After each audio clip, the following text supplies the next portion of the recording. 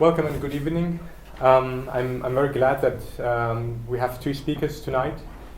We have Stefan Angrick first, who is located at Tokyo, who's not only here for this, but as you can imagine, was also visiting another conference in Germany. We also have Daniel Detzer from the Berlin School of Economics and Law. And when I announced this, I said this will be fresh perspectives in economics.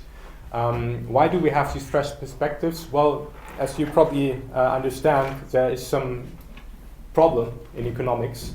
The models that predict that the economy should behave in a certain way have been basically losing out to reality.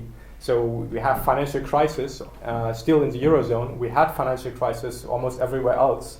And there's a lot of talk now about the role of models and the need to develop new economic models to deal with what happened in reality. And my idea was that we could have here a discussion with younger researchers who are dealing with those problems that have recently come up, which are problems of, for example, monetary disequilibria. So Stefan Angrick will first talk about balance sheets of central banks. So one of the leading questions that we had in the world economy was, what happens if there's a country which has a net account, a current account surplus, so a country that exports more than it imports? Normally you assume that this country will somehow have a higher price level because, I hope I don't say too much, because the exports will lead to an increase in the monetary supply. This will increase the price level, and if the price level goes up, then imports will go up and exports will go down. Okay, so people thought there will always be some kind of medium to long-term equilibrium in the current account, and we don't have to worry about this current account imbalances. Okay, if you look at the textbook from international economics, Krugman, Medes, Upsfeld, they explain current account imbalances by different time preferences. Okay, so some countries have people which they want to consume now, so they import a lot. And there's other countries who say, well, we prefer to consume later. For example, Germany, because we're getting older and there's less of us. Maybe that's a good idea to export today and then import something tomorrow. That's how people thought before the crisis. But Stefan Angrick in his research basically says that this kind of adjustment mechanism, that net exporters have a rising price level, which then leads to readjustment, that this does not work in reality. So I'm very glad to have him here to present this piece of important research. And the second presentation will be by Daniel Detzer, who's looking at inequality and the macroeconomic consequences of inequality. So probably you have heard of the book by Piketty about capital in the 21st century. So it's about inequality in wealth, inequality in income, and the question, why do we have this inequality? Will this lead to some kind of breaking point? How can we tackle it? So before the crisis hit, not many macroeconomists thought that one should do any research about inequality in terms of consequences for the macroeconomy. People normally assume that it doesn't matter what the wealth, how the wealth is distributed. There would be some adjustment, and the macroeconomy would run just as well if people have a very unequal distribution of income compared to people who have a very equal distribution of income. So, for example, Brazil's economy probably would run at the same level of Sweden's if only GDP were the same, even though inequality is very high in Brazil and it's very low in Sweden.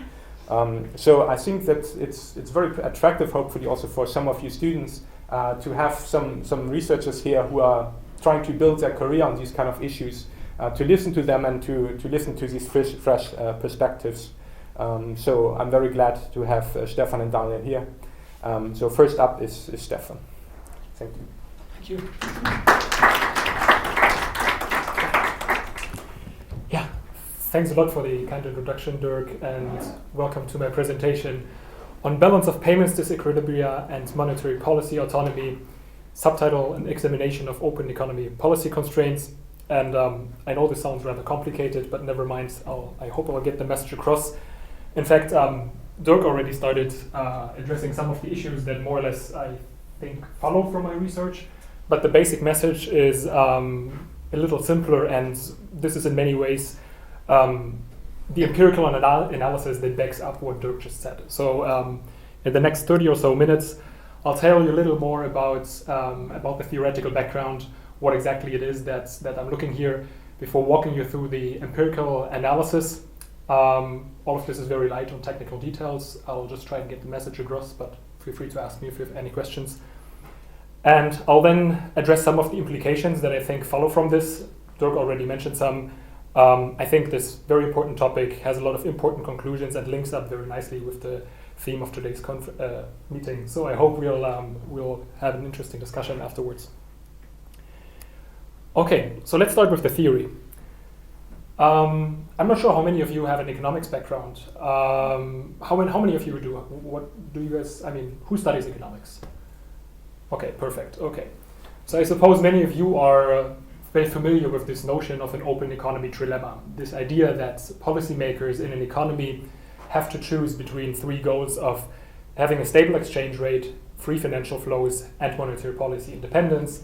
And the idea is then that they always have to choose two out of those three, but they can never realize three of them at the same time. Now, the most important, or let's say most well-known representation of this model, I would guess, is the Mundell-Fleming model, the ISLMBP model, that you find in most undergrad and even graduate textbooks. And the way this constraint comes about, this trilemma comes about in the Mundell-Fleming model is because you have a link between the balance of payments, so essentially the current account, the trade balance, and the domestic money base in an economy that has a non-floating currency regime. So any economy that picks its currency to another currency will have this link on the central bank balance sheet, and I'll show you this in more detail in a minute. And because of that, it is said to, be constrained in its policy making. The central bank is said to lose its ability to control the money supply. Now, there have been a number of empirical challenges to this view. Some studies look at the effectiveness of so-called sterilized foreign exchange market intervention that tries to offset this negative effect to the domestic money base. They find that that can be effective. Then there's other studies that look at how global financial cycles correlate or interact with national financial cycles. And they find that those global cycles actually dominate. So they also say maybe the exchange rate regime is not so important. Nevertheless, though, this idea of an open economy trilemma, the trilemma, incompatible trinity, whatever you want to call it, is still very present in a wide variety of theoretical schools. So it's really, you don't only have it in undergrad textbooks. I think you also have it in parts of post-Keynesian theory, MMT and the like. So it's really an interesting topic, because once you actually start looking at how central banks operate, you will find that, well, maybe that doesn't apply so much. There's a competing theory called the compensation thesis, or I call it the compensation view here, that originated at the Banque de France 50-something years ago, and has recently been rediscovered by Marc Lavoie, I shall say, although he had, I think, when he spoke with us at the FMM conference, I think he stressed that he didn't really rediscover this in some way. But anyway, he did a lot of work on this. So if you're interested in this, he's the person to look to. Okay, to give you a little more background what I'm talking about here, because I think this can all be very stylized. Have a look at the central bank balance sheets. It's basically any kind of central bank will have some sort of balance sheet that looks like this. Sometimes they're a little more complicated, sometimes a little less complicated. Some of them won't have certain items, other will have even more, but more or less you can always fit central bank balance sheets into this kind of format. Now, without going into too much detail on the trilemma again, the crucial point here is that the trilemma claims that you will have a link between this item and this item. So net foreign exchange reserves on the asset side and the money base on the liability side. This just follows from the way you have the ISLM-BP model operate. They say that when you have an inflow of foreign exchange into the economy, the central bank that pegs its currency will always have to convert that currency into domestic currency. That gets issued to some bank, to end up in a bank account in the domestic economy. And since the bank has to hold that, first of all, would hold that as reserve money at the central bank, you would see a simultaneous increase on this item and this item. And then it's understood that this will influence the domestic price level, as Dirk mentioned, the domestic interest rate, and so on. So the idea is that any economy that pegs cannot control these variables and thereby loses its autonomy. Now, as I mentioned, the compensation view is a competing theory that says that no, this would not actually happen. You would see sterilization, so-called sterilization of these financial inflows and outflows, either via the asset side or via the liability side. So if you are in a situation where you see an inflow of foreign exchange into the economy, the compensation view would say that the central bank would sell government securities in response to that. So this item would go up, and the central bank would sell government securities, so this item would go down, so there would be no effect over here. Alternatively, let's say the central bank doesn't hold government securities or whatever. What could also happen is that you have an inflow of foreign exchange reserves and the central bank issues its own securities to the domestic sector. So again, while these two items change, the money base would not change. This is the crucial point, because the trilemma claims that in a pegging economy, the central bank loses its ability to control the money supply. They think this is the distinguishing feature that distinguishes a autonomous economy from a non-autonomous economy. And in any case, the compensation view would compete that. They would say the money base is not related to these kind of flows. Of course, people working in the trilemma tradition, they recognize the presence of sterilization. It's something that is going on central bank balance sheets. They see that, but they claim that sterilization is something that is secondary. They say that the central bank can basically decide whether it wants to sterilize or not. So it can decide whether it wants to issue its own securities, whether it wants to sell government securities to absorb this inflow of foreign exchange or not. So they claim this discretionary on the part of the central bank. And they also believe it's ineffective and fundamentally destabilizing. So they say when you have an economy that pegs its exchange rate, has an open capital account and experiences these inflows and outflows of foreign exchange and tries to offset these using the operations I've just shown you, they say that this will essentially lead to the breakdown of the system. At some point, they will have to stop pegging. Something terrible is going to happen. If you contrast this now with what you find in the writings of central bank practitioners, this is very different. So Dirk told you I'm based in Tokyo. I've looked into some theories that central bankers in Japan basically have written on the subject. And Masaki Shirakawa, the former governor of the Bank of Japan, in his book on monetary policy making, very forcefully argues that it doesn't make sense to distinguish between sterilization and non-sterilization in the first place.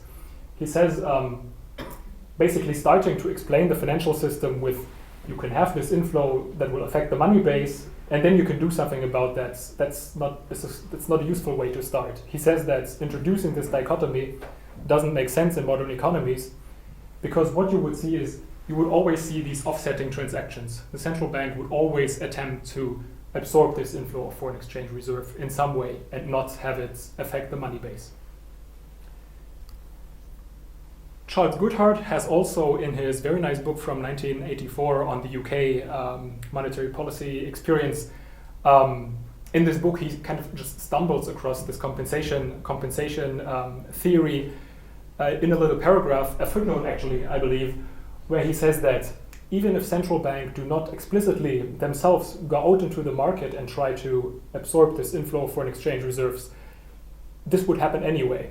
Imagine a situation where, as I said, the bank reserves, this foreign exchange reserves come in, then they end up in a bank account of, let's say, an exporter. The bank that eventually ends up holding these funds, they would just have the funds sitting there on the balance sheet without giving them any interest.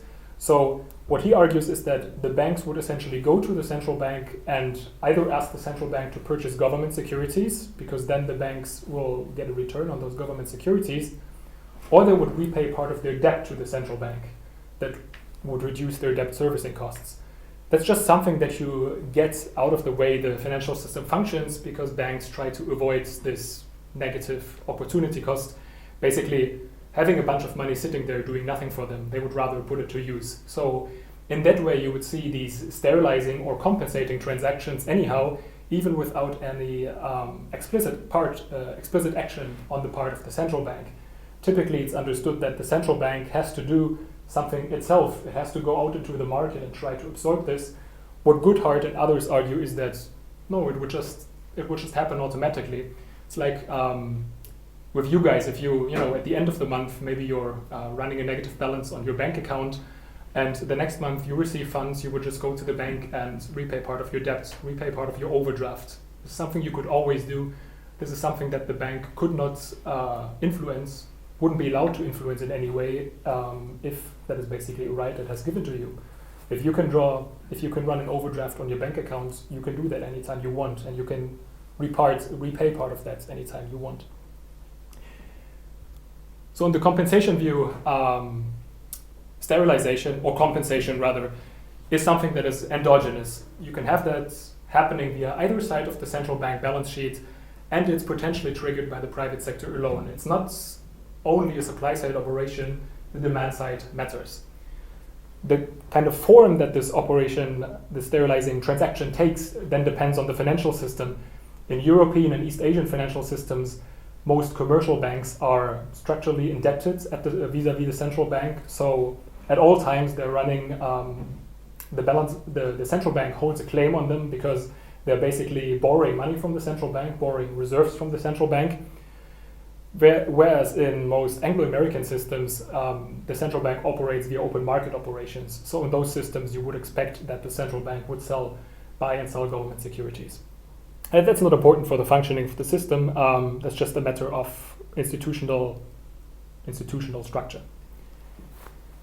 Okay. I then, because I'm interested in this stuff, I'm trying to understand how all this works and how this relates now to the, how shall I call it, the political autonomy of a country. I wanted to see if this actually applies in the economies that I'm studying in my PhD research. And what I did is I estimated vector error correction models on the central bank balance sheets of 5 East Asian economies, and then calculated impulse responses to foreign exchange inflow. So this is all very technical, but doesn't matter so much for the understanding of what I'm trying to do here. Is the idea is just that I'm looking at statistical averages, trying to understand what happens on average if an economy receives foreign exchange, what does happen on the domestic balance sheet of the central bank.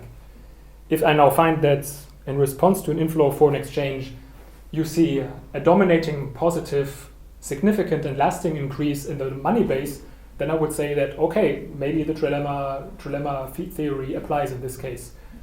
If I see such an effect in any other balance sheet item, however, the way I've just shown you earlier on the liability side or on the asset side, then I would say, well, maybe the compensation view is the more sensible theory. The interesting part now is that, as I explained earlier, in the trilemma, the theory goes that if you peg your currency, you lose your autonomy.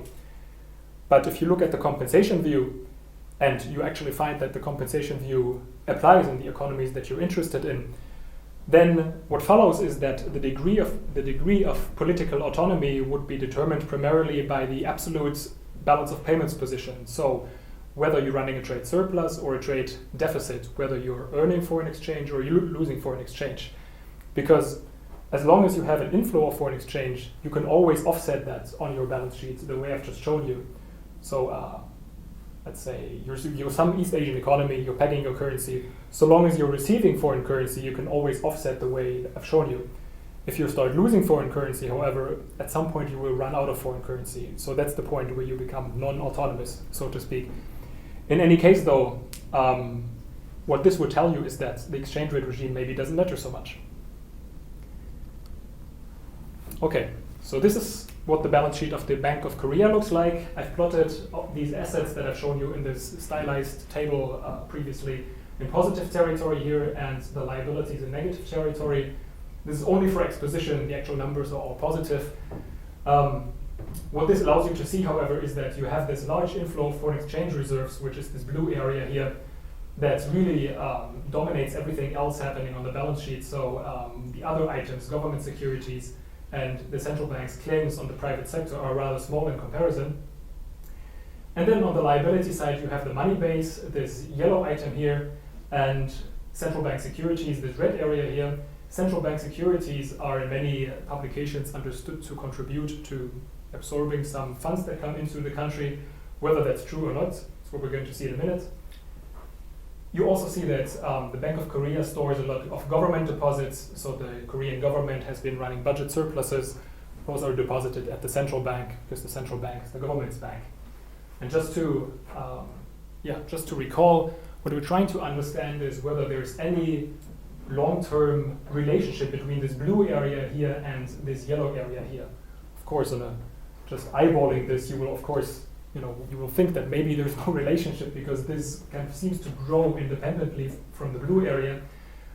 But this is really a long time series. What may be happening is that there is some relationship. It's just maybe there's some effect from this to this and then offset later. And anyhow, that's why I'm doing this analysis. This is what I was trying to understand. So this is what this looks like then. I calculate the percentage changes in the balance sheet items in response to foreign exchange inflow. On the left-hand side, I'm also always showing the reaction of the money base. On the right-hand side, you will always see one prominent balance sheet item. I calculate this for all balance sheet items. And what you see in the Korean case is that the significant responses are government securities, claims on the private sector, and government deposits. So all of these show a strong positive relationship with foreign exchange reserves. But what you do not see is a strong positive relationship with the money base. There's a small blip where the money base becomes significant. I've chosen very narrow confidence bands.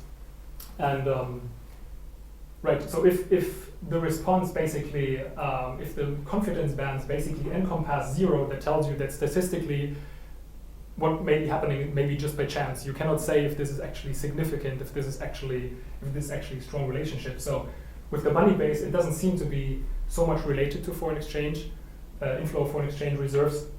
Whereas with these other items, you can see that they show a strong relationship with foreign exchange reserves. And so the Korean case would probably function more like the compensation view tells you. Taiwan is very similar. The structure is slightly different. The balance sheet structure, it looks pretty much the same as the Korean balance sheet. The only distinguishing feature may be this blue, violet area here at the very bottom. Those are other liabilities to the private sector.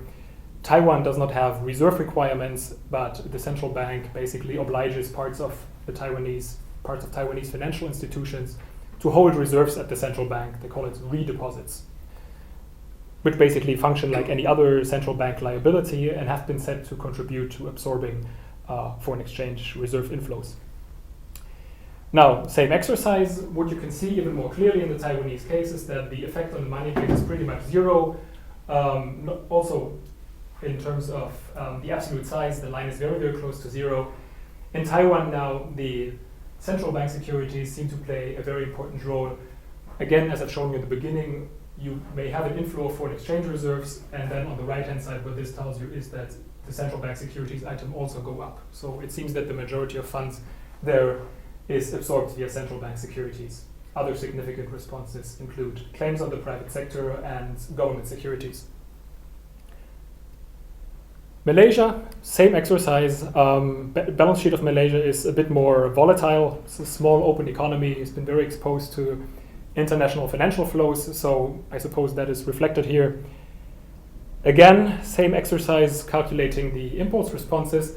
Now in the Malaysian case, the money base is actually significant, but what is ironic is that it's significant with a negative sign. So what that tells you is that when they have an inflow of foreign exchange reserves, banks actually use part of the excess funds that they hold at the central bank to purchase then central bank securities from the central bank. So while the money base is significant, it's the opposite from what the trilemma would tell you. So again, this may be closer to the compensation view. China. And China is a unique case for several reasons. China maintains capital controls, as I suppose many of you are familiar with. There's some question to how effective those capital controls are. What happens is that many firms are said to over-invoice or under-invoice part of their trade transactions, so they can basically circumvent these capital controls. China has also experimented with some liberalization of capital flows. Nevertheless, the interesting point here is that if we find that compensation is going on in the Chinese case, what this would tell you is that even in an economy that has more or less closed capital accounts, and we find this compensation thing going on, then it is as Dirk told you, and then there's no equilibrating mechanism that would basically make the trade balance equal after a period of time again. So the consequence would be that if you find compensation, sterilization going on here, you could have, how do you call it, trade disequilibria, I suppose, for a sustained period of time. There would be no mechanism that would sort of equilibrate these between China and the rest of the world. Also, I should mention, China is somewhat unique among the economies that I've studied, that they have very large reserve requirements. So they oblige their banks to hold their reserves at the central bank, and they manipulate this ratio rather often. So if you were to just look at this balance sheet in any book on central banking or China, what you would see is actually this white part here would be part of the yellow area. And people tell you, well, look, it completely confirms what the trilemma tells you. You see this large increase in the blue area here, and then you see this large increase of the yellow area here. But this is essentially not the same thing. If banks are obliged to basically hold on to these reserves, they cannot go out into interbanking markets, lend out these reserves to other banks, so you will not get any effect on the interest rate.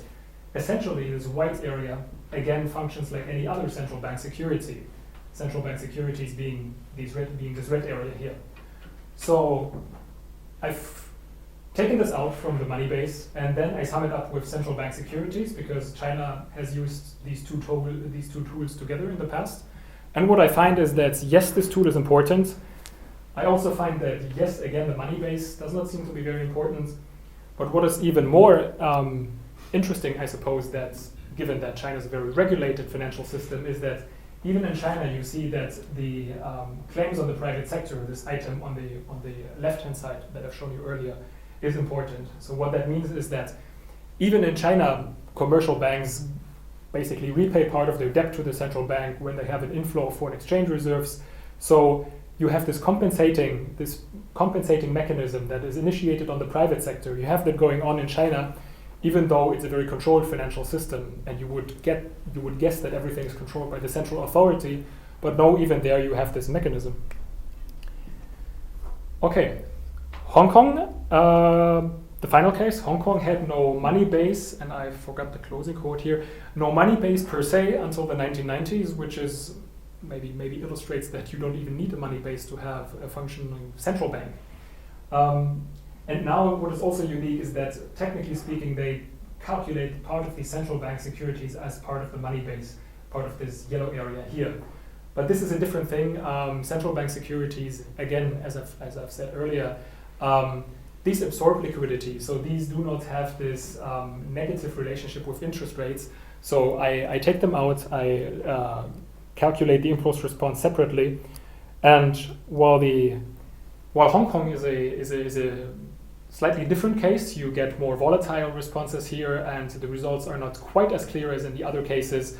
What you can still see is that the other balance sheet items override the money base. So again, while it's less clear than in the other cases, you see that compensation seems to play an overriding role here as well. So what I've just shown you was all in percentage deviations. This is just a summary to show you that when you calculate this back in local currency units, you get the same picture. You find that the money base is not significant in the majority of cases, and even when it is, the other balance sheet items show a stronger response. So this is fully compatible with the compensation view. And interestingly, this item, which is really, in essence, fully controlled by what's happening in the private sector, this also seems to be very important in many of the economies, with a wrong sign in the case of Taiwan, but this depends on the choice of confidence bands, technical details. So in any case, you will also find that the initiative of the private sector also matters, the way the compensation tells you. Okay, now why is this interesting? Well, okay, so now we find that sterilization is the norm, endogenous apparently to the functioning of the monetary system, automatic, which I think means the same thing as endogenous, and is often initiated by the private sector alone. So as I said, it basically shows you that you get these transactions going on irrespective of whether the central bank itself goes out into the market and initiates them. So long as an economy is running a trade surplus, receives funds for an exchange, it appears to have the ability to basically maintain an interest rate level that is in line with its domestic objectives. So in that way, the economy is autonomous. An economy can be autonomous even if it pegs its currency. So exchange rate regime doesn't matter so much so long as you're receiving foreign exchange. That is something you can always sterilize. This is interesting now because if you think back to prior to Europe, prior to the introduction of the euro, many European economies basically pegged their currency through the German mark, and a trilemma perspective would essentially tell policymakers in this economy, well, look, you're pegging your currency, so you're not autonomous anyhow. You may either float your currency, that should increase your autonomy, or you join the monetary union, because then you can basically influence policy making on monetary union levels, and that should increase your autonomy. I would argue that the compensation view would strongly warrant a reconsideration of this conclusion. As I've shown you, you do not automatically lose your autonomy just by pegging your currency. And I think the experience with the euro crisis has demonstrated that an imperfect monetary union can really constrain your autonomy far beyond monetary matters. So that is, I think, important reconsideration that follows from the compensation view. And for those interested in political economy, I know that political economists always talk about power, and they say that when you peg your currency to another country, then that somehow shows a change in the power relationship between the economies. I would argue that no, this is not per se the case. There is a power relationship here, because you could argue that as long as all the other economies in the world are forced into a situation where they have to accumulate the currency of the center country, that is a difference. So there's a hierarchy here. But just because an economy chooses to peg or not to peg doesn't basically tells you anything about the change in the position. So that may be interesting for political economic theory. Okay, let me also just conclude by saying that, you study here at Bard College, so I suppose many of you are familiar with this idea that, it's nothing new for you that central banks fix interest rates, that the money base, monetary aggregates do not matter so much anymore. This is something I think that even economics has accepted now, especially in the more advanced models. But given what we've just reviewed the trilemma, given what we know about that, we also know that we haven't fully reflected this change in perspectives vis-a-vis our simpler models. I also believe that what I've just shown you has important consequences for much of political economic theory, because they essentially often just attach themselves on top of the trilemma and then try to explain the world. Regional area studies is also another area where I think that, you may an understanding of the compensation view may help you increase your understanding of what is going on in parts of the world. And with that I conclude. Thank you very much for your attention.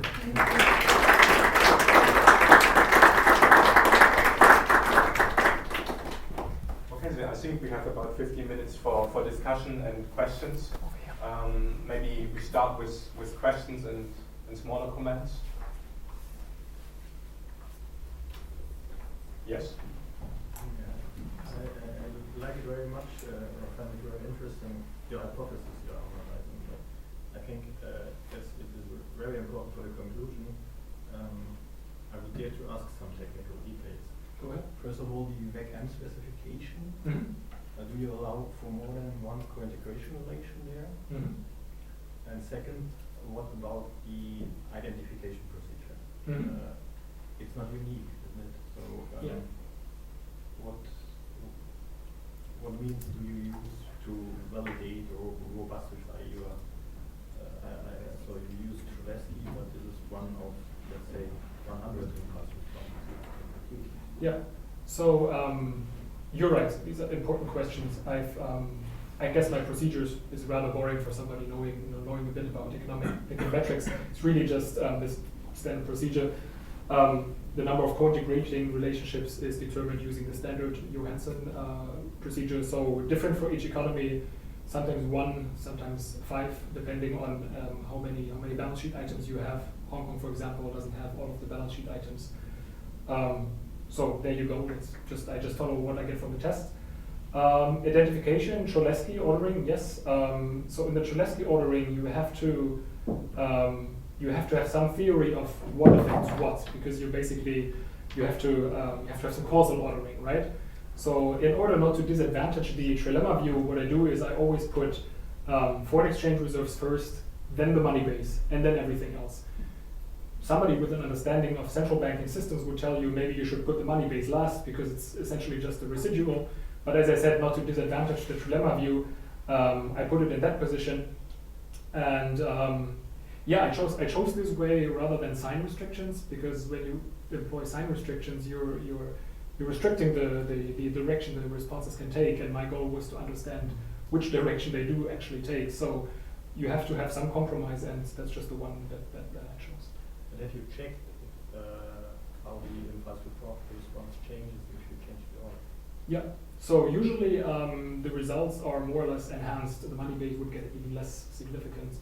I've played around with that. I've also the vacuum specification also contains a trend term, because with some of the balance sheet items you could see that they seem to grow more or less in a more or less linear way. So I put that in there. When you remove that also just changes the results slightly.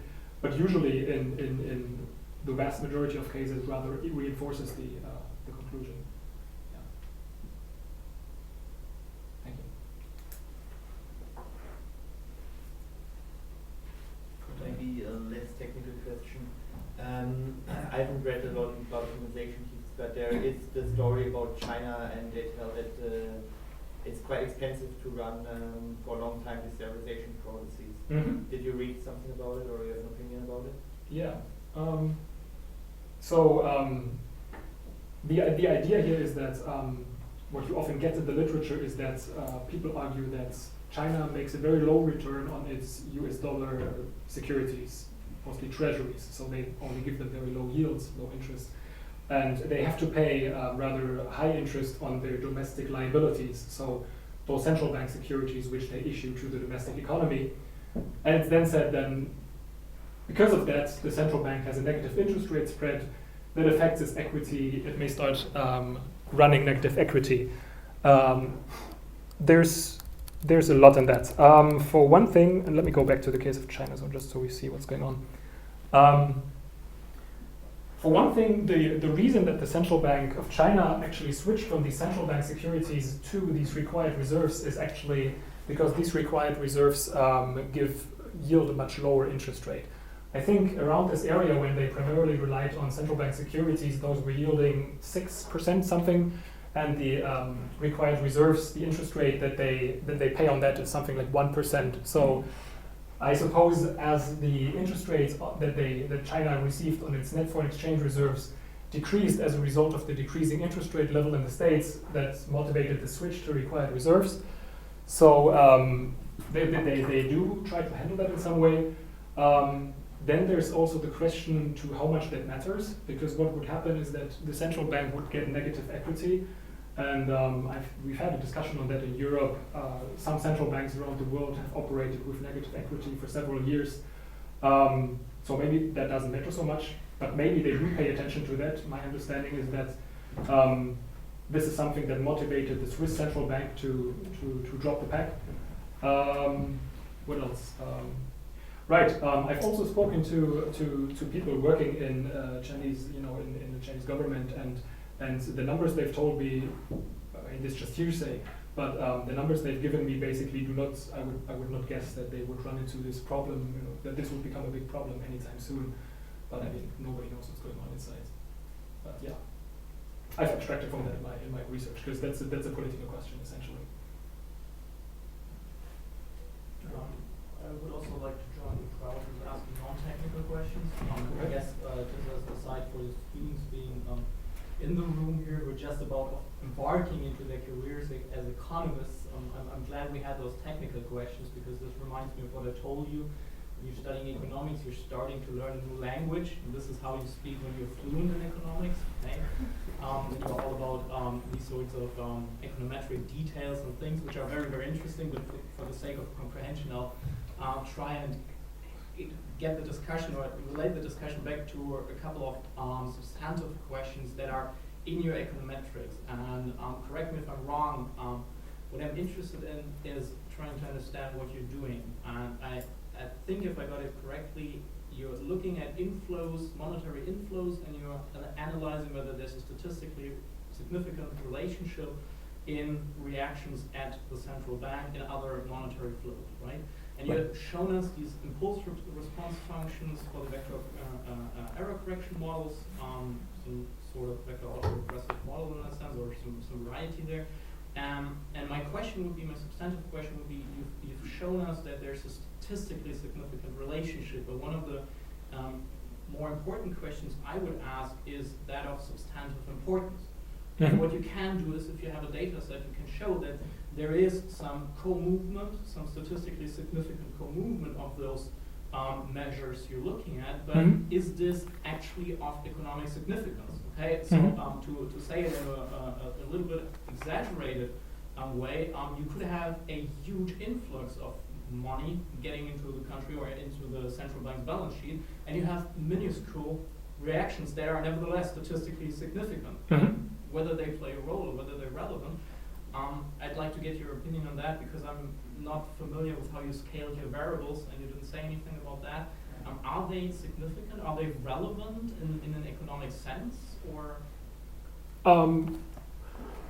Well, the variables, the scale, I mean, I've just taken the data from the balance sheet, so I guess all of this is nominal, and I just run regressions on the balance sheet items. There's many ways to show this. So the type of model that I use, the vector error correction model, is just a multivariate econometric model that accounts for the presence of long-run stationary relationships between variables. I use that because all the variables are non-stationary, and you often find stable relationships on balance sheets. That's just what balance sheets do. I mean, you get one item increase and the other increases also. And there's the question to how to approach this and to understand which of your theories is true. Some people just look at stable relationships and then argue in favor of either theory. What I did is I also calculated the responses in terms of mean responses in local currency terms to get an understanding of the size. So, of course, sometimes you have statistically significant small responses like this. The point is though, what you're trying to understand is which is the overriding response, and I think this is like you said, this is what I'm trying to show, and whether this is substantive, I suppose, depends on your interpretation of the results. You always need to have theory to back up your econometric analysis, right? I mean, it's like the famous example with Granger causality in Christmas cards causing Christmas. I mean, you have. I would argue that econometrics can only be part of the analysis, and your theory has to inform the conclusions that you draw from that. So, yeah. Thank you for that. Let me put myself on the list. I know that's another question. Yeah. Please. Yes, Amanda Handel from the Fine University. Nice presentation. I just want to also be a little bit provocative. I don't know. Maybe go a step back for maybe the students. With the impossible trinity, you have this triangle of free capital flows, independent monetary policy, and fixed exchange rate. You can achieve at most two of these objectives, and I'm not sure if I don't know. I have a problem with these countries that you selected for testing this hypothesis, because they are known that they not have very free capital mobility. So. You are not, maybe the fact that the local currency, monetary base didn't move, mainly proves that these countries have a very strong capital controls, especially in the case of China, and to some degree Korea, I think is the weakest one. But wouldn't you say as well that probably these results are, what they are saying is that these countries are applying capital controls? Well, you're definitely right in the sense that there's a question here to what extent you can generalize these results. I've only looked at the 5 economies I was interested in. The reason I chose them is also because they're an example of economies that have been running sustained trade surpluses for a number of years. And as you remember, the opposite case, when you start losing foreign exchange reserves, the compensation theory would tell you that those economies would become non-autonomous. A lot of stuff can happen there. That's not what I wanted to look at right now. The reason I chose them, however, is also because this has been done for other economies, for European economies mostly. Right now there is a PhD student in Paris looking at smaller European economies like Macedonia, who are in this exchange rate 2 mechanism, whatever it's called, where they're obliged to peg their currencies to the euro. She finds the same thing there. Whether these economies are free capital flows essentially, I would argue that the number of countries I've chosen, you get a range. So a capital account, open and closed capital account, is not a binary thing. You don't have an open or a closed capital account. It's usually somewhat more open, somewhat less open, and there's a wide variety of dimensions into which you can disaggregate that. Hong Kong is a case which is very, very free, and as you remember, we also found the compensation principle operating there. You're correct in saying that China is a case where it's rather closed. As I indicated, though, they're in the process of liberalizing these flows, and it's not so consequential for whether or not the trilemma applies. So yes, even if you want to say that China has a closed capital account, what the presence of this compensation principle tells you is that you do not have an equilibrating mechanism that brings about a balanced trade account at some point anymore. You don't get this mechanism where a rising money base translates into a rise in domestic prices and a loss of competitiveness and the like. Also, I very much chose these economies also because they are different in structural terms, because I was interested in at what point will you start seeing something different. But what I find is that they all look identical in that way that you do not have a strong effect on the money base. So if you're looking for an economy where you do see a strong effect on the money base, then that has to have some reason. I guess the factors that affect those economies, the institutional setup of those economies, are maybe not so relevant. So.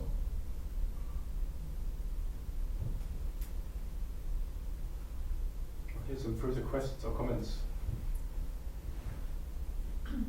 Why didn't you look at the Japanese economy? Very good question. So, maybe in very basic terms. Let's say we have monetary policy making 1 and monetary policy making 2. Monetary policy making 1 is where you have this negative correlation between the money base and the interest rate. So because of that, you get either the trilemma or the compensation. In that world, those two theories work. Now we live in the world of unconventional monetary policies, QE and the like. In that system, central banks flood the system with reserves, and the interest rate is essentially whatever you pay on those reserves, the interest on excess reserves essentially. So that's system number 2. In that system, the opportunity cost of reserves and this negative correlation with interest rates disappears. So in that system, the trilemma and the compensation thesis do not work in this way anymore, which is why I didn't look at Japan, as it was one of the economies that first applied this unconventional monetary policy. But yes, obviously I was interested in Japan.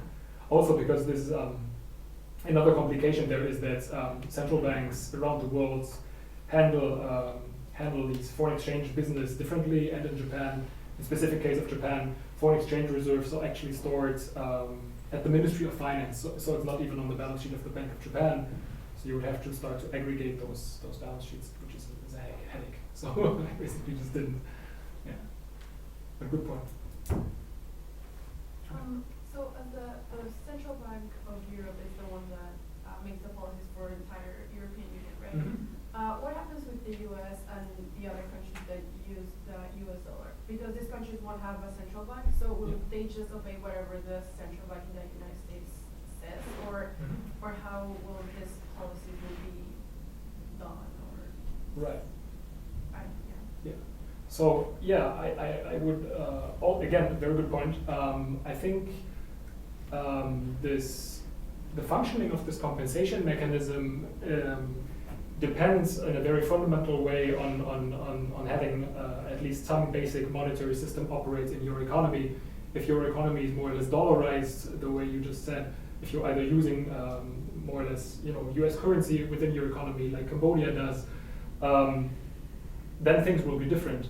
Also, a limit to this principle here is this so-called problem of original sin, which is this which is this problem that an economy cannot issue government securities denominated in its domestic currency. So I would argue that then things are different again, because all of this depends on some degree of having your monetary sovereignty, I would guess. But it's a very interesting issue, and I'd be interested in hearing other perspectives of that, especially Dirk's.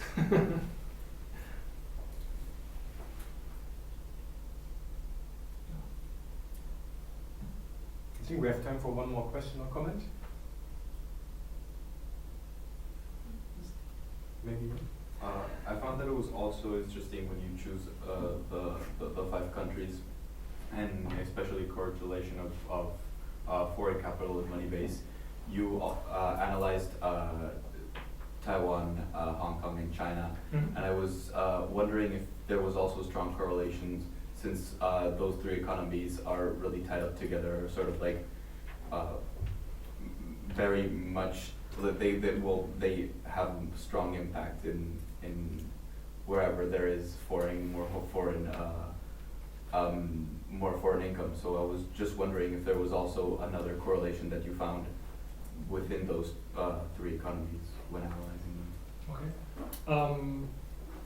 Interesting question. I haven't considered that, to be honest. I don't think you would expect that to show up on the balance sheet of the central bank, perhaps. Well, I guess this may show up maybe in the correlation of whatever goes on in variables, macroeconomic variables in the private sector. Let's say capital markets, stock markets, and the like. There you may see a correlation between the business cycles and the economies. Yeah. But I didn't have a particular reason to expect that something on the balance sheet of the central bank would be related, because all of these economies have some monetary sovereignty, at least to the extent that you see this going on. So, yeah. Okay, thank you very much, Stefan.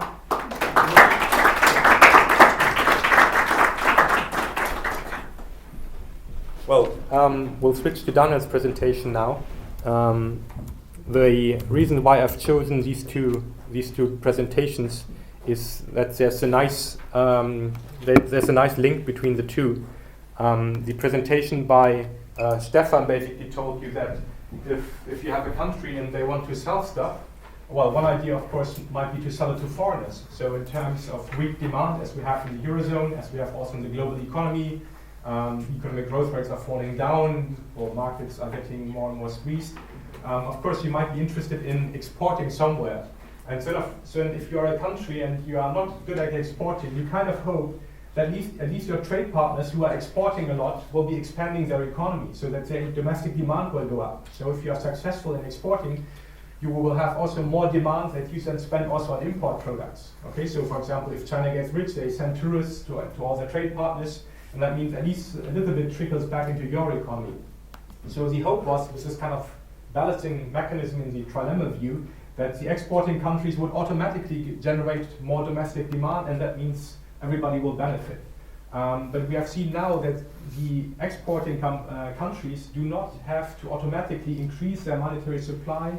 They do not have to automatically have a higher price level. So that means there's no automatic increase in domestic demand in those economies, which in political terms is very interesting. So if you have a country which has a mercantilist policy of running net exports, there's no automatic mechanism which seems to balance the imports to the exports, not in the medium term, not in the long term, which is, I think, bad news for the world economy. Why is this so important right now? Well, because domestic demand is very low in many economies. Okay, and one of those reasons why this is the case is that households in the private sector in general has taken on a lot of debt. So when you have income and instead of consuming, you spend it on repaying debt. So you are saving it basically to repay debt. Then of course domestic demand is low. Okay, so the two presentations should be seen as one focused on external demand, and now Daniel is telling us why external demand is so important. Reason is because domestic demand is very low, and inequality probably has a role to play. So Daniel will now tell us about this. Thank you, Dirk. Also thanks for inviting me. I'm very happy there is such a crowd. I'm going to talk, as Dirk already said, financialization, debt and inequality. And I will present some scenarios on a stock flow consistent model. I assume Dirk has maybe talked about it sometimes in his lessons. These are preliminary results, so the paper is not there yet, it's not finished. That's why I am really happy for any comments. And I have Dirk as an SFC expert here and Thomas as well, who have worked on this. So yeah. I wanted to tell you why I'm working on this topic. I'm in a bigger research project that is called FESUD, which is a 5-year EU project, and we try basically to do everything. So we are a multidisciplinary pluralistic project which aims to forge alliances across the social sciences so as to understand how finance can better serve economic, social and environmental needs. And this is one of the work packages where I'm working in. It's called Foresight. So we are supposed to look in the future and give an idea about the development, about some certain topic for the next 20-25 years.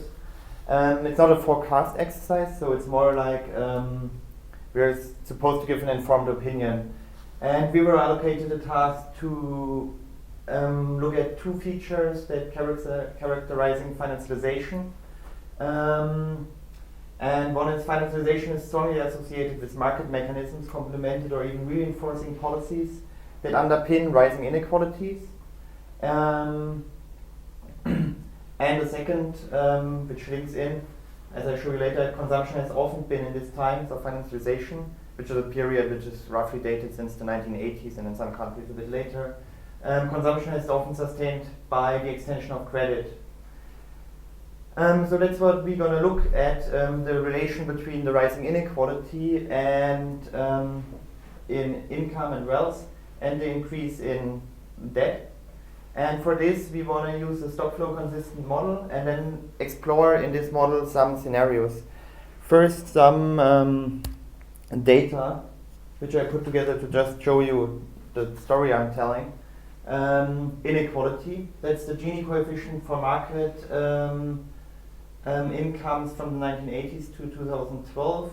It's just a couple of European countries, the US, and you don't have to look at the single countries, but you see that there's a general trend in increasing inequality, that's personal income inequality, since the 1980s.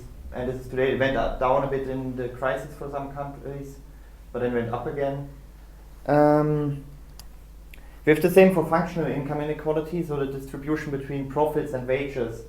This is the adjusted wage share from the Amico database, also from the 1980s to 2012. And what you see that while in the 1980s roughly around 70% went to wages and the rest to profits, you can see that this went very much down until the financial crisis, where it went up, but it's more a pro-cyclical feature of that happens in any recession. At the same time, what you can see is that household debt for a lot of countries went up. So you see since this from 1995 on, we didn't have longer data, it went up a lot for the Netherlands especially. There are some Dutch people here. This is for some countries. Differently, countries that had the same trend in inequality didn't show any increase in that, or a very small increase in that. So some countries were affected by these changes not so much, at least not in terms of household debt. And this is something we also examined in country studies before I came to this study.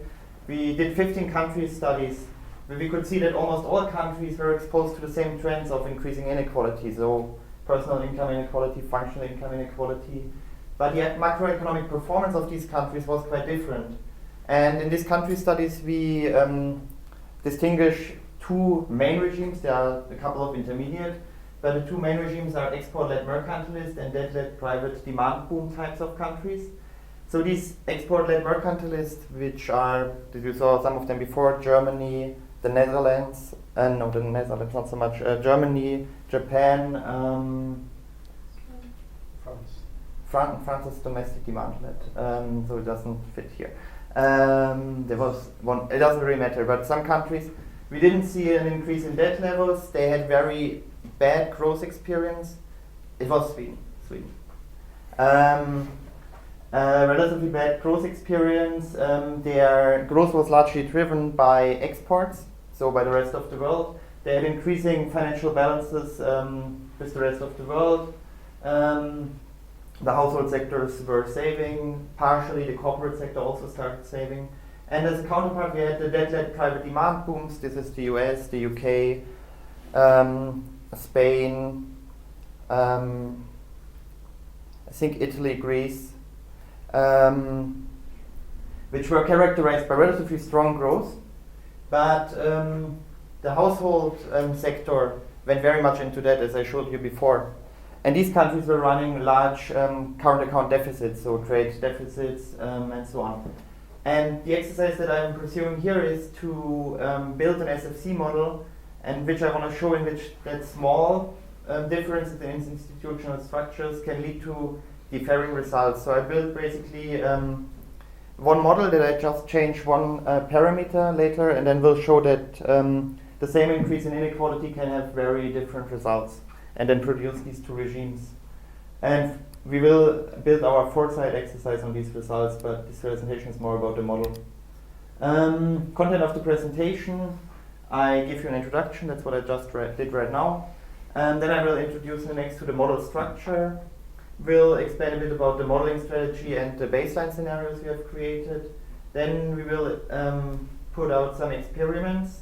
I've chosen to show you 3 scenarios. The one is an increase in functional income distribution, so redistribution from wages to profits, a change in wage dispersion, so higher personal income inequality, and the same increase in wage dispersion but with a strong financial regulation. So we reduce the access to debt. And then I will give you some preliminary conclusions and some ideas for the foresight that I want to make. So the model structure. As I mentioned, this is an SFC model, stock flow consistent model. It's supposed to show an euro area country. That's why I got rid of exchange rates because one country doesn't really affect the exchange rate of the euro area as a whole. We don't have a central bank. For this model, which is really simple, I assume the price level to be fixed. It's a growth model. We have 7 sectors, which I will show you right in a minute. We have 2 assets and a productive capital stock, so 2 financial assets. As I mentioned, 7 sectors. To be able to show inequality, we put a lot. Normally the household sector is created as one sector. We split it up in a worker sector, worker 1 households, worker 2 households, where the worker 1s are the low-paid households, and the rentier sector, so the people that receive the profits. We have a firm sector, which is the productive sector. We have the banks, a government, and the rest of the world is just added as another sector. These different sectors can hold deposits. They can take loans if they need to. Only the rentier sectors, the profit receivers, hold equity of the firms. The firms have the fixed capital stock, and that altogether then is their net worth. The transactions that happen in the model are relatively simple and relatively standard. We have consumption, the workers and the rentiers consume, and the firms sell them these consumption goods. The firms themselves make investments, and they produce also these investment goods. The government consumes and also buys this from the firms. The firms export to the rest of the world and import from the rest of the world. Then the production is distributed. The workers are paid the wage bill depending on their employment and the wage rate. The firms have depreciation allowance for their, if the capital stock depreciates, they build some reserves. All the sectors pay taxes to the government except of the banks. But that's relatively realistic, I think. The profits are distributed to the rentiers and partially retained by the firms.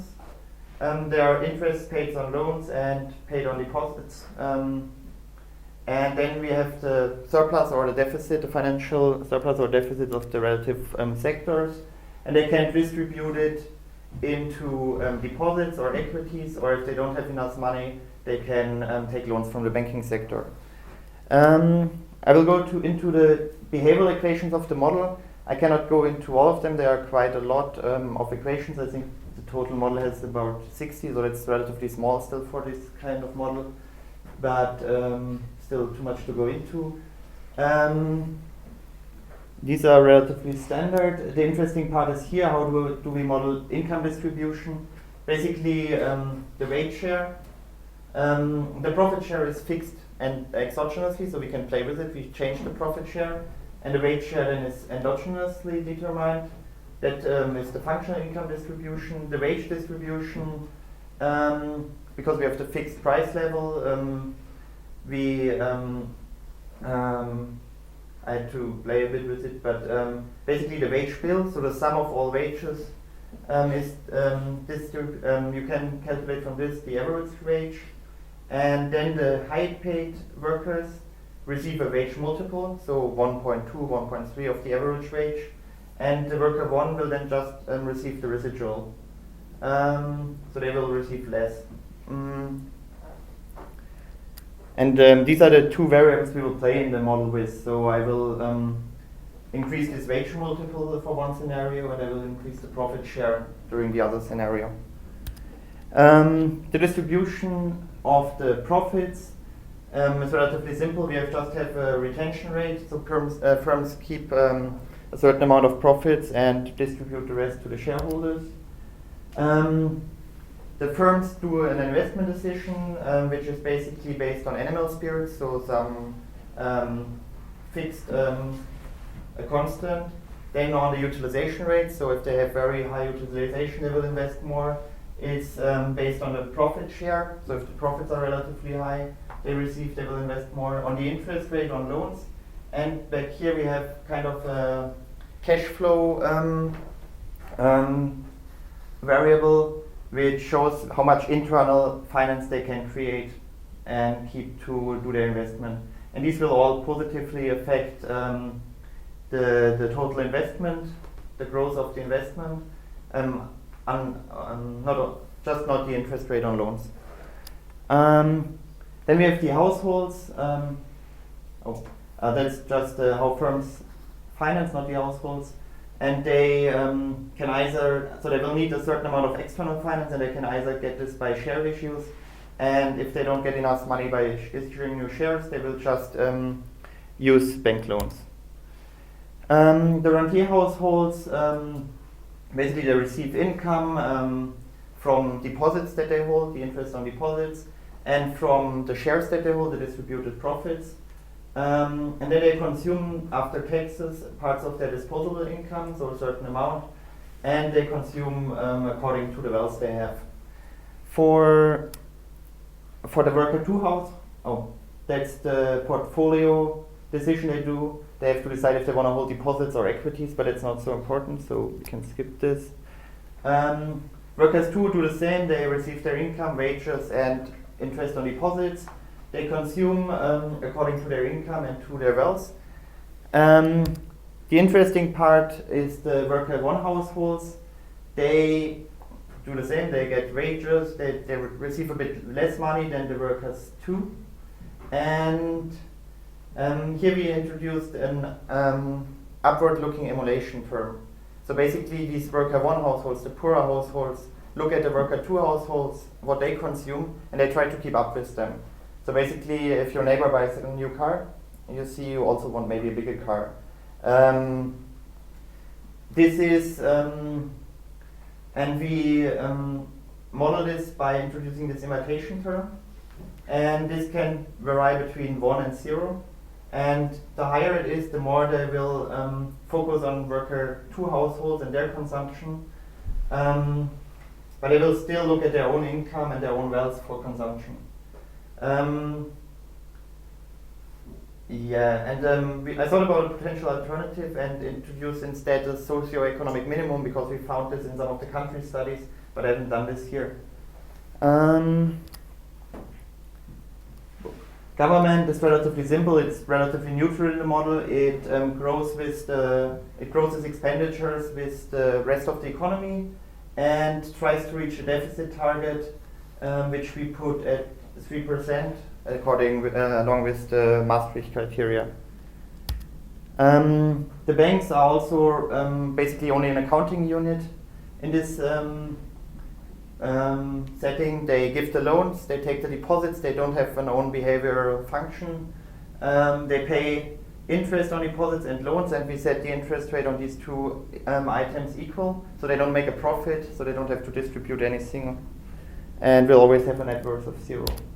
The rest of the world is also modeled relatively simple. We have imports, which are a certain part of the domestic production, and exports just grow at an external rate. So we assume the rest of the world grows autonomous of our economy, which is well, a realistic assumption for a small economy, I guess. Then this determines the current account and so on.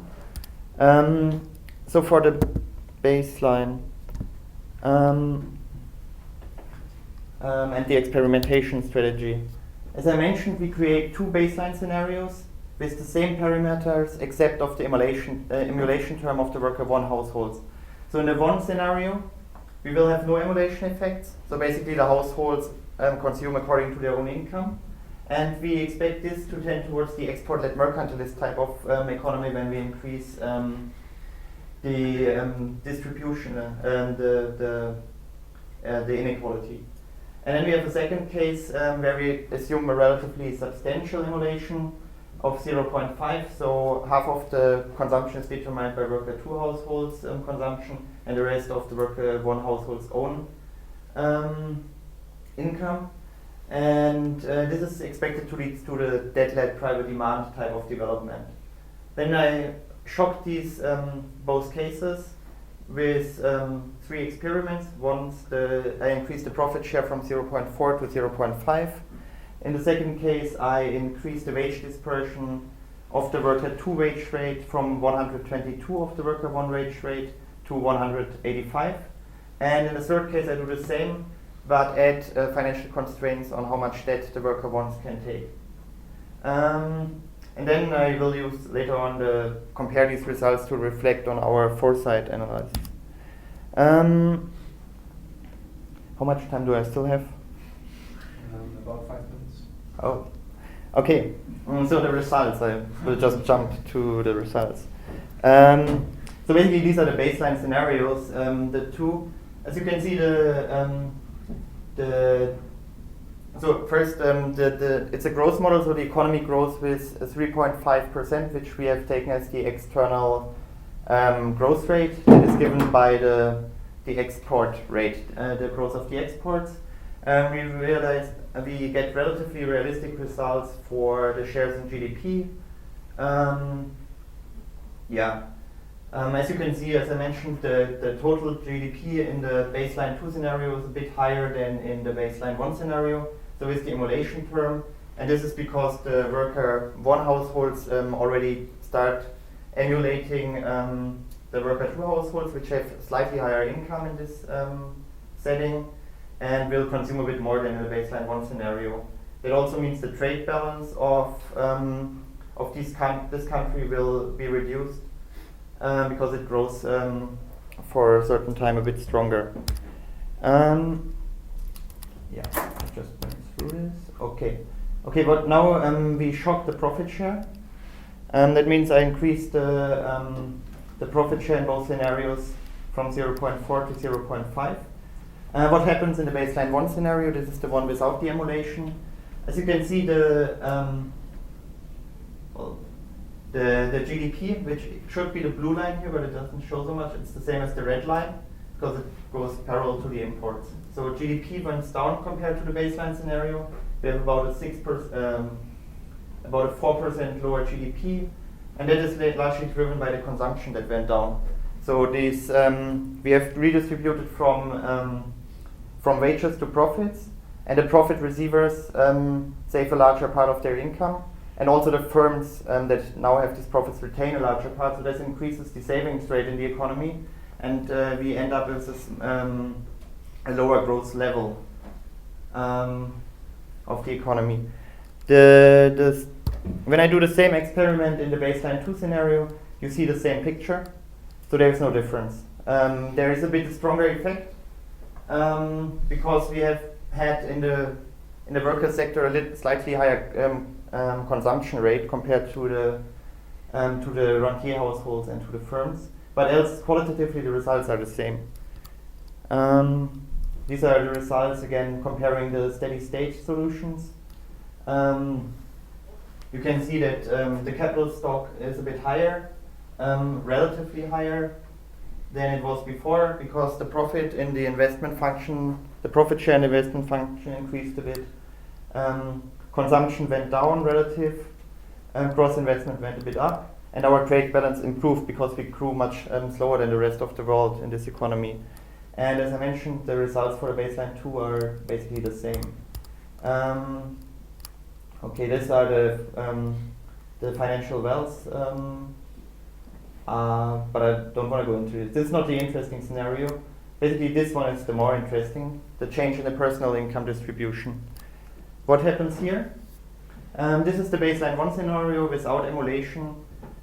We increased the wage of the worker 2 households and lowered the one of the worker 1 households.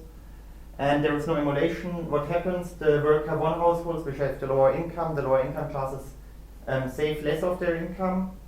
Now we have redistributed towards the workers 2, and so we have less demand, and our GDP goes down, our imports go down, our capital stock also goes down because firms have lower utilization, and for this reason invest less. Our imports, it's the red line, also go down because the rest of the world still grows with a fixed rate of 3.5%, while we grow much slower for a certain period. However, we reach a steady state again, so it's only a level effect. This is the baseline 2 scenario, and as you can see, the figure looks quite different. Our GDP compared to the baseline scenario, that's the red line again, even though it should be blue, I'm not sure why it doesn't happen, but is going up, so we grow much stronger. The capital stock also goes up in line with this, and this is because our consumption increased compared to the scenario before. So this country is doing much better, even if it increased inequality. How does this happen? We can see this basically. The first scenario, on the left hand side you have the baseline 1 scenario, on the right hand side the second one. As you see here, GDP went down, as I just said. Consumption went down. Our trade balance has improved. This is the baseline 2 where the GDP went up. And why did this happen? Because consumption went up a lot. At the same time, our trade balance went down because we had stronger growth than the rest of the world. And why did this happen in the baseline 2 scenario? You can see that consumption of workers 1 went down, but much less than the consumption of workers 2 increased. Workers 2 increased their consumption simply because they had higher income. I redistributed towards them. But the workers 1 should have, because they had lower income, reduced their consumption. But then they looked upwards and saw these workers 2 to consume more and tried to keep up with this. So they just,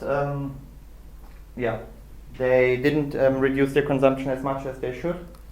But it had a negative effect. So you can see the financial balance of the households went from a very small positive financial balance to hugely indebted.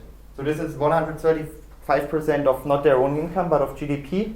So that's about 25 their own income in the model, 25 times their own income. So that's not realistic, but it's just for illustrative purposes. We have given the banks the chance to give them as many loans as they want. And we have a relatively low interest rate. At the same time, this country went from a positive net international investment position to a large negative position. This happened because we were growing much more dynamic than the rest of the world in this scenario. So you can see these increases in inequality, especially in personal income inequality, led to 2 different scenarios, a contractive one and an expansionary one. The export-led mercantilist and the debt-led consumption boom one. So, and I think I'm pretty much over my 5 minutes, but I will hurry up, give you the last scenario. In this scenario, I don't go into the equations, but basically we restricted the consumption of worker 1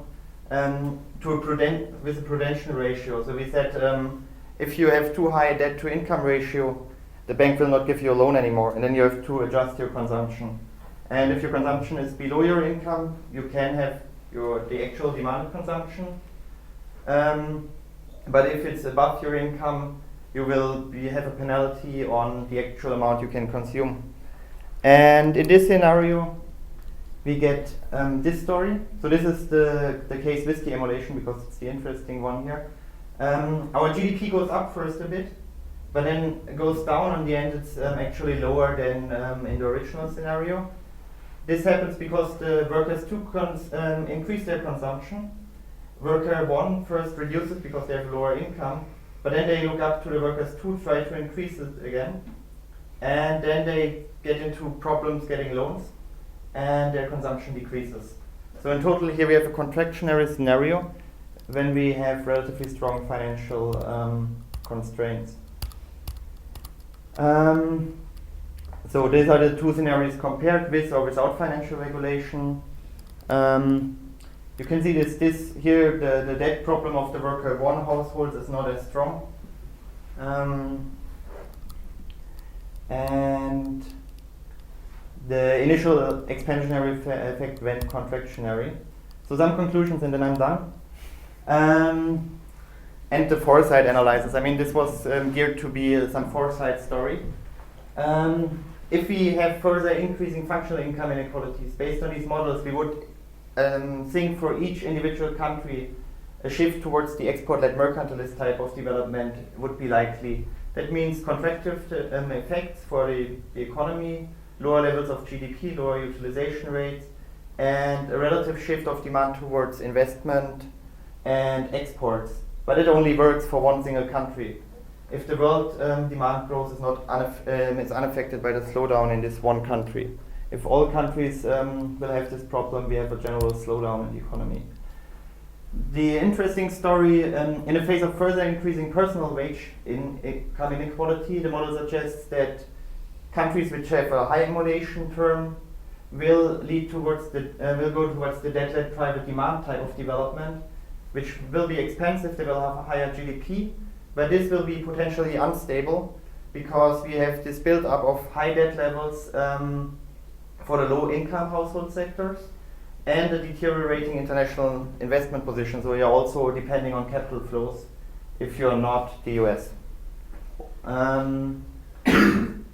Each country where the emulation effects are only of minor importance, or where the access to debt for low-income households is restricted, either because you have strong financial regulation, or they already have a quite high debt level, so they cannot accumulate more, you will have a tendency towards the export-led type development. And this means you will depend very much on imports, but at the same time improve your international investment position. For the euro area as a whole, this leads us to 2 scenarios. If there is a sufficiently high number of countries that can follow these private demand-led type of development, the growth in the euro area for a sustained period may be still okay. Also for the export-led countries, which can free ride on the debt-led countries. And we will have balanced external accounts for the euro area. But it means increasing debt levels within countries may lead to financial instability, and we may have imbalances within the euro area rise again. The more likely scenario, the spectre of stagnation. More countries in the euro area will have to follow the export-led type of development, either because they have already indebted them very much, or because we're just ratcheting up the banking regulation. We try to regulate the financial sector much more, so the access to debt will be reduced. And so more countries will probably have to follow the export-led type of development. But it means the growth in the euro area will be weak, and the euro area as a whole will turn export-led and depend on it and be a drag on the world growth. So this is the SFC model and a short foresight analysis. I'm sorry for have taken so long.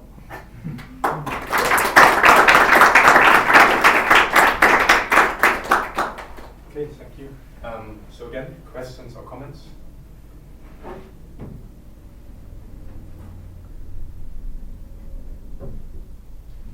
Yes? Yeah, thank you very much for your presentation. I have a question that has nothing to do with your model, which betrays my total ignorance of stock flow consistent modeling. But I would be interested in hearing your opinion on the basic policy implications that follow from that. You say increasing functional inequality is likely to lead to the specter of stagnation to actually reach us and bedevil us. What should we do, or what would be appropriate ways of dealing or reducing inequality? Okay. Well, I'm asking this mainly because I have read Piketty, so if you want to just say what Piketty said about that, that's fine by me as well, and I'm learn about that. well, I mean, the general story is there would be a lot of areas. I mean, you can start with government progressive tax policies. You can increase the power of labor again, the opposite of what we are doing right now. So means strengthening unions, allowing for coordination of wage policies on the European level, maybe for the start, increase minimum wages, stuff like this. So this would be the first best solution to reverse these trends, decrease inequality. If that doesn't happen, the countries that are relatively autonomous could, instead of letting the private sector go into debt, could run a deficit. So they could ask the public debt to go into debt. This works only for countries, well, if you talk about the euro area, if the ECB really guarantees the debt of these countries, because else they will be exposed to financial market pressure as soon as they fancy this debt's not anymore and don't want to hold them. Yeah.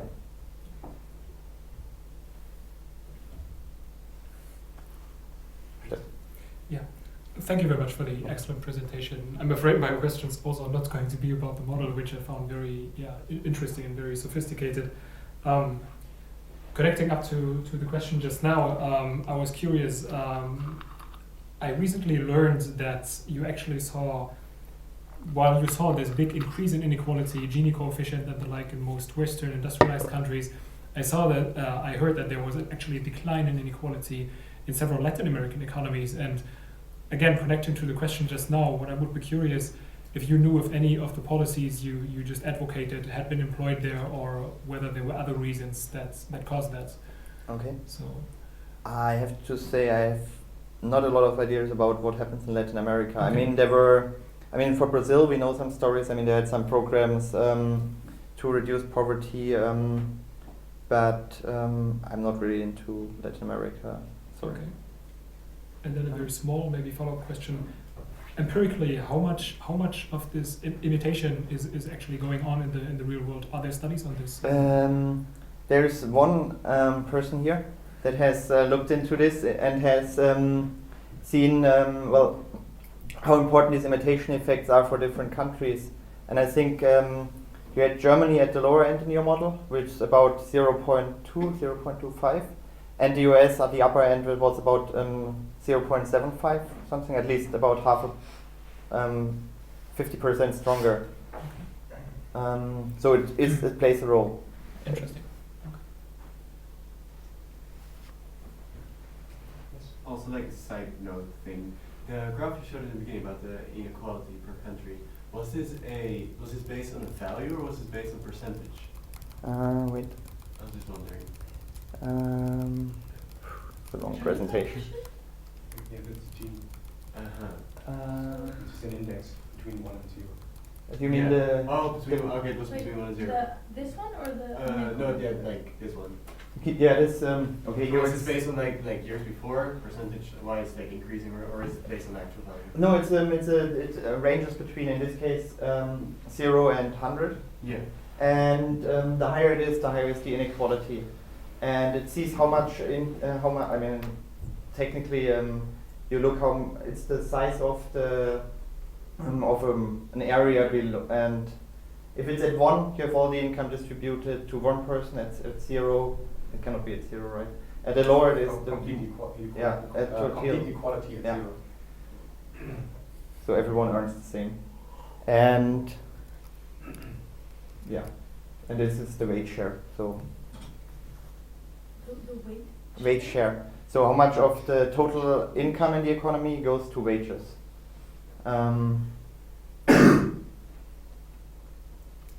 Also between 0 and 1, obviously, because they sum up to 1 wage share. And what is not paid out as wages is paid out as profits.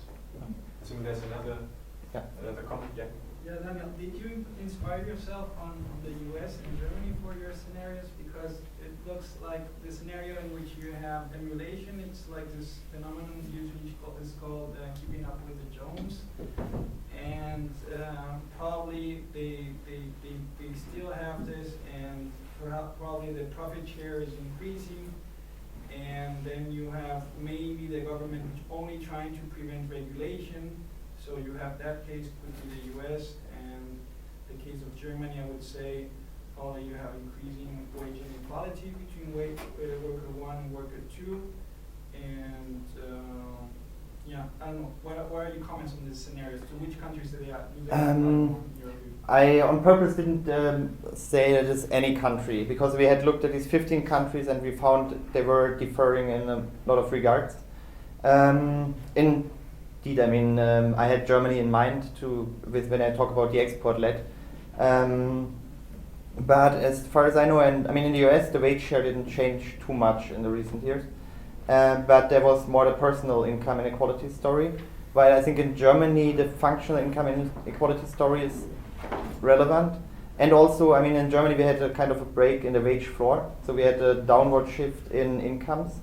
While for the US, we had more the opposite. There was the upward, I mean, the rise in the top earners were much more important.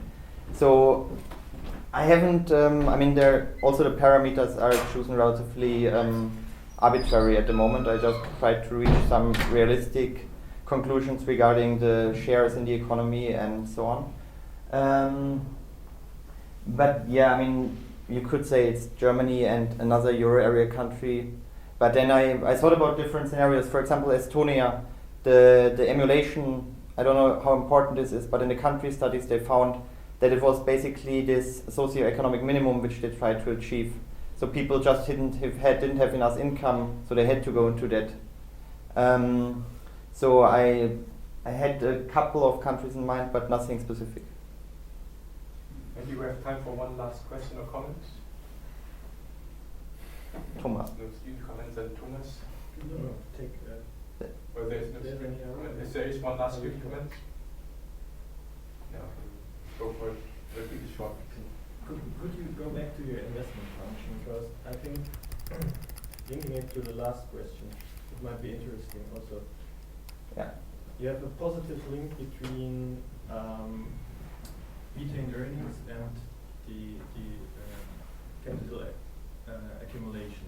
And if you think of Germany, I would doubt that this is really true, because what we saw is that retained earnings decreased a lot, but this only changed the way of financing, and this is, I mean, that is why those models are very nice, because you can follow each financial and real income flow. And so in your model, this even goes into the other direction you want to emphasize. With retained earnings increasing, you get a softened effect on domestic demand. Demand as investment increases, at least a little bit, not much in numbers, but on the theoretical side. And I would say I haven't seen this investment boom. So. Yeah, I agree. I mean, if you have the redistribution and there goes more into profits and they are retained, I mean, it's not retained, I mean, it's the cash flow, basically. I agree. I mean, in Germany, we haven't seen this very strongly. I mean, the model is still as a whole wage-led, so you would have a negative effect in total on the utilization rate. So from the parameters I've chosen. I mean, I included this thinking of the internal means of finance channel, which is relatively prominent in the financialization literature. So firms need to show their own finance to be able to finance investment. I also thought about including this because you could show a differing effect of why do they increase the profit share? So why do they increase the markup? Do they increase it because they can? Or do they increase it because the rentiers demand higher profits? And then you may find different effects. Well, I mean, the investment functions are always like a shaky point in most of the models. We could discuss this. I don't have a strong opinion on this. I mean, the investment function should have the utilization rate and probably profit share, but the rest is more like you add or you don't. And as I said, I didn't make the parameter very strong for this. It's still mostly the utilization. But I agree with you. You could argue that in Germany, at least, we didn't find a strong effect. Well, thanks a lot for attending then, and thank you to the speakers for presenting. And we can maybe discuss a little bit more outside. There will be drinks and some snacks, I think. So thank you very much.